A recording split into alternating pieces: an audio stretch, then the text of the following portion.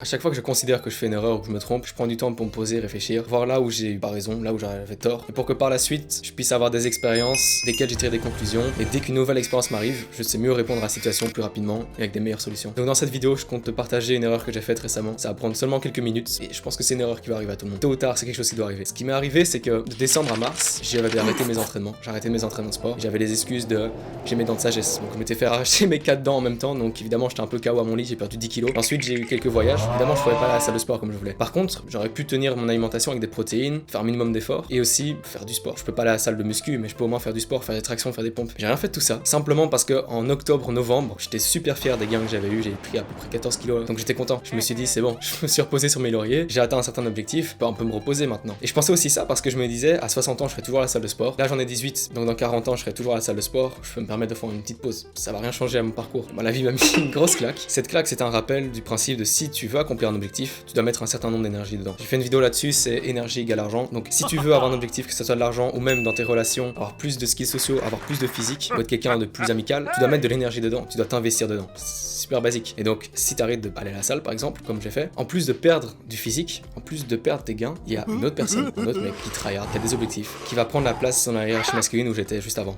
En plus de perdre en level, je me fais détrôner par un autre mec. Si j'explique ça, c'est parce que quand j'avais du mal à faire quelque chose, que ce soit d'aller à la salle de sport, manger correctement, pas prendre de sucre ou ne pas jouer aux jeux vidéo, ça m'aidait tellement de me dire que la vie c'est comme une compétition avec les autres hommes où il y a plusieurs hommes qui veulent atteindre le même objectif que toi. Et donc pour les moments où j'avais la flemme, je m'étais réussi à créer une sorte de compétition où je me disais si tu fais pas ça, il y a un autre mec qui va le faire et qui va prendre ta place. Et toi t'auras pas tes objectifs et lui va les prendre. Et à partir du moment où je créais ça, ça m'aidait vraiment à me dire ok mec va pas jouer aux jeux vidéo, pourquoi t'irais jouer? Pour perdre? Ce que j'aime bien dans ce principe là c'est que même si t'es moche, t'es super chum, tout le monde te dit que t'es teubé. C'était un peu mon cas à l'époque quand j'étais à l'école, tout le monde me disait gros t'es chum et en plus t'es pas hyper intelligent. Donc je suis parti de cet environnement là, je me suis construit et je me suis dit ok si je suis chum, je fais du sport, je commence à faire attention à ma peau, à mon hygiène, et si je suis teubé, bah je lis des livres, je m'éduque, et donc c'est juste des skills. Ça fait que plus t'as de skills, plus tu montes dans cette hiérarchie masculine. Donc le mec qui est chum et qui est moche, s'il évolue, il va dépasser le mec qui était beau gosse et qui gérait toutes les meufs de l'école. Donc dire que c'est un truc toxique de compétition, de ah ouais mais du coup ça met les gens dans les catégories, dans des cases, bah ça t'aide juste à quand t'as envie d'aller jouer aux jeux vidéo, quand t'as envie de rien faire, et de manger des chips et de faire du Quidditch, quand t'as envie de faire tous ces trucs là, tu te rappelles qu'il y a une compétition, que si t'as des objectifs que tu t'es fixé,